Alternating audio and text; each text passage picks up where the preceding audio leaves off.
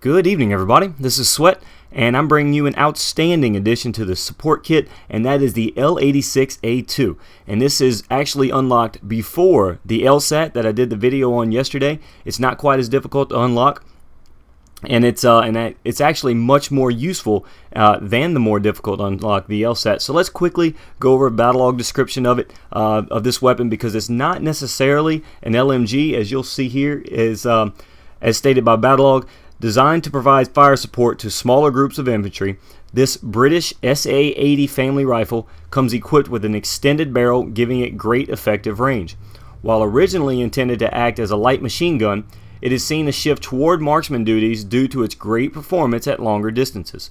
While it has limited sustained fire capabilities due to not being belt fed, the reliable accuracy makes it a great force multiplier for any squad. So, not necessarily a light machine gun as far as a belt-fed light machine gun would be. This is another magazine-fed weapon, 45-round magazine, including one in the chamber. Yet to see what the extended rounds or the extended mags are going to do for this weapon.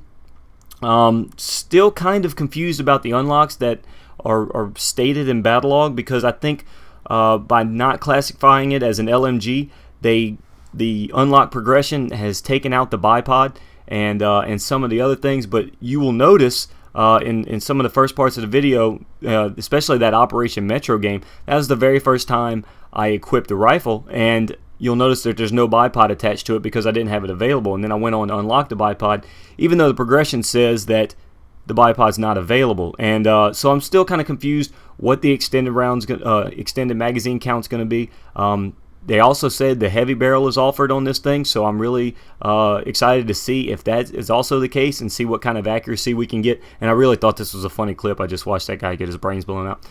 So, yeah, this is really an interesting weapon, and it's really a very useful weapon, and it's really an excellent weapon, to be honest with you. I mean, it performs it performs great. Like, honestly, this is one of the best light machine guns that I've used to date. Normally, for whatever reason, I've always kind of leaned toward the weapons with a higher rate of fire, if it was possible, and if not the higher rate of fire, at least as controllable as recoil as I could possibly have.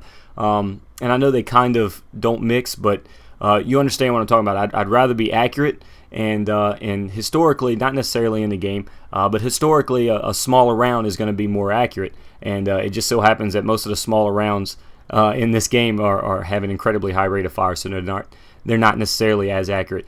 This weapon, I'm kind of rambling off here. This particular weapon here shoots the 5.56 round, the 5.56 NATO round, and it shoots it at a manageable 750 rounds per minute. So it's not incredibly fast. It's pretty slow actually, but it has damage. It has to have damage. I'm not sure what the damage multipliers are just yet, but it definitely cuts through people, and it is definitely just an accurate weapon that you can use, and that you can handle, that you can put accurate fire down range on a consistent basis. And that's the best part about this thing. I mean, I've got a few clips on here where I kind of experimented. I threw the suppressor on there. It still acts really well with that.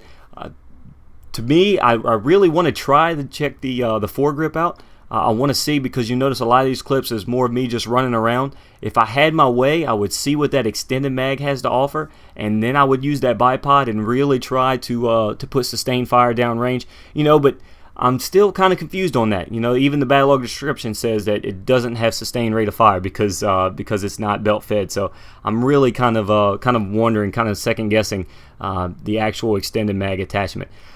Try not to ramble anymore. Guys, this is an excellent weapon. It really is. This is easily one of the best light machine guns in the game. It automatically becomes one of the best light machine guns in the game, and it's definitely going to be a weapon that benefits you in that close quarters DLC, and once you start getting those close quarters maps. So hope you guys enjoyed this video. If you did, be sure to leave a like rating. Of course, I really appreciate it. Some of the videos you may have missed, a weapon that may be one of the best in the game, period. That's the Scar L on the video on the left.